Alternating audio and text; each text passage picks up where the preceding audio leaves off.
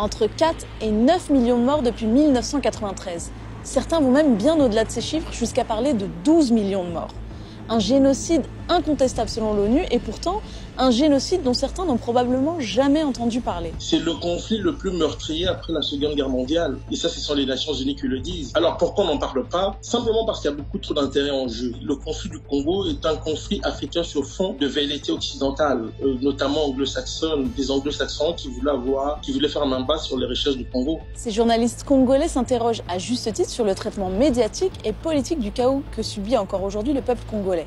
Comment et pourquoi des millions de morts ont ainsi pu être passés sous silence, si peu documentés, et comment se fait-il que la communauté internationale ait si peu réagi? Il ne faut pas qu'on oublie que les gros groupes médiatiques sont toujours financés. Il y a énormément de lobbying derrière les médias, et je pense que, étant donné l'implication et les profits, les gros profits que font aujourd'hui les multinationales occidentales sur le sous-sol congolais, mettre la lumière sur ce qui se passe au Congo, je pense que c'est juste pas bon pour les finances, c'est pas bon pour le profit. En gros, aujourd'hui, on peut clairement affirmer que tous les pays industrialisés et la grande majorité des multinationales ont un intérêt quant aux ressources énergétiques et aux minerais présents en RDC.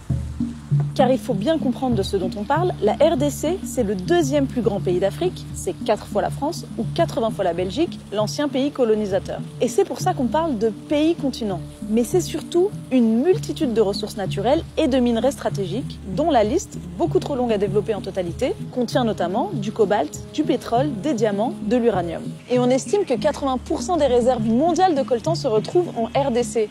Et ce minerai-là, on en profite tous, puisqu'il est présent dans tous nos objets électroniques du quotidien, nos ordinateurs, nos voitures et nos téléphones portables. Quand je dis 1 minute de silence, quand tu m'appelles sur mon phone en mémoire des Congolais morts pour mon iPhone, c'est que c'est vrai, même moi, j'en ai un dans ma poche, sans lequel je pourrais pas vivre, mais par moment, c'est important que je pense aux personnes qui ont versé leur sang pour ça. Beaucoup d'États sont impliqués et gagnent au maintien de l'instabilité au Congo. Quand on voit l'importance du coltan dans les enjeux de concurrence entre multinationales, on comprend qu'il n'y a aucun pays industrialisé qui pourrait affirmer, d'ailleurs il préfère ce terme, qui pourrait affirmer qu'aujourd'hui il n'y a pas de lien, ils n'ont pas de commerce avec le Congo. Mais alors vous me direz, ok, c'est un pays riche en ressources naturelles, comme d'autres pays en Afrique, mais quel rapport avec le génocide ou les massacres de population ?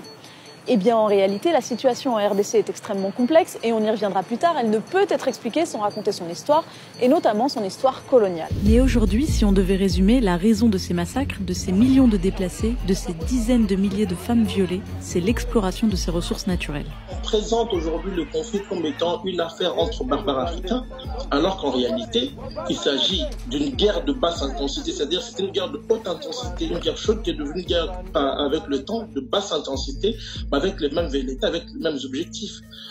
Terroriser la population congolaise, l'emmener à se déplacer et à céder des terres qui vont être occupées par des populations venues d'ailleurs, notamment du Rwanda, et des multinationales qui tiennent à faire main basse sur les richesses de cette partie du pays. Le chaos est quelque chose qui arrange. Le chaos est nécessaire pour que le pillage puisse perdurer. S'il y avait paix, est-ce qu'il serait possible de venir et de dire à des gens qui vivent quelque part, vos terres, là où vous cultivez, là où vous avez construit votre maison, est-ce que vous pouvez pas vous mettre juste à côté? Ben non, on peut pas. Si on trouve un endroit avec potentiellement du cobalt, de l'or, du diamant, que sais-je, de l'uranium, et qu'il y a une population qui vit sur ce territoire-là, je pense qu'il est plus intéressant de financer un groupe rebelle pour faire massacrer le village que tout le monde s'en fout, plutôt que de leur demander gentiment de partir. En gros, il y a 80 millions d'habitants en RDC. Il y a des gens qui vivent dans ces zones riches en ressources naturelles dont le monde a besoin, et pour explorer ces ressources, il faut chasser ces populations. Comme c'est le cas par exemple à l'est du pays, dans le nord Kivu et dans le sud Kivu, des zones très riches en coltan. Ce qui se passe à l'est du pays, donc nord Kivu, sud Kivu, ce sont des massacres, ce sont des viols avec extrême violence. On viole des femmes à l'est du Congo, et après les avoir violées parfois, on va enfoncer des baïonnettes, parfois on va tirer dans l'organe génital de ces femmes-là. Il y a quelque chose qui dépasse l'entendement. C'est notamment contre ces viols-là que se bat le docteur Mukwege, prix Nobel de la paix en 2018, qui dénonce depuis des années l'usage du viol comme arme de guerre. Mais lorsque vous violez une femme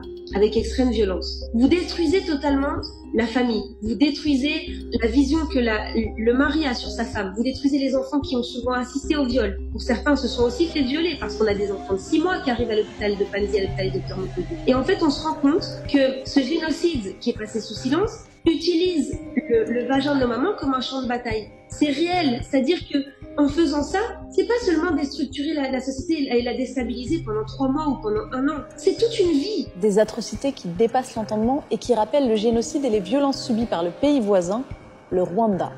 Et c'est là un autre point de départ du génocide congolais. En 1994, des millions de Rwandais Hutus, dont de nombreux génocidaires chassés du Rwanda, se réfugient en RDC.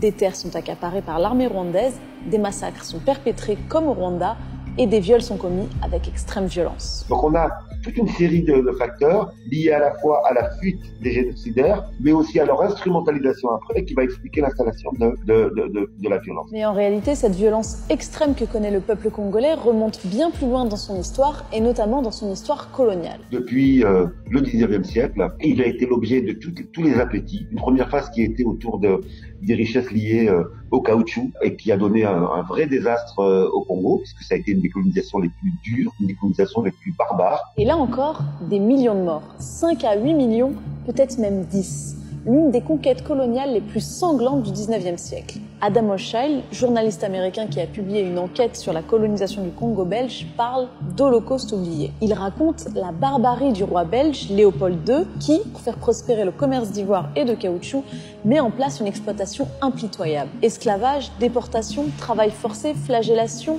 torture et mutilation avec l'une des plus répandues, les mains coupées. Voilà plus d'un siècle que les Congolais subissent massacre sur massacre, génocide sur génocide, que le monde entier profite de leurs richesses pendant qu'eux figurent parmi les plus pauvres de la planète. Et aujourd'hui encore, la situation chaotique dans laquelle tentent de survivre certaines populations congolaises est la conséquence directe de nos modes de vie. C'est à cause de ça ce qui est en train de se passer au Congo. Les gens sont massacrés pour cette course au profit. Tant que dans ce monde, l'argent passera avant l'humain, je ne vois pas comment est-ce que les choses pourraient changer.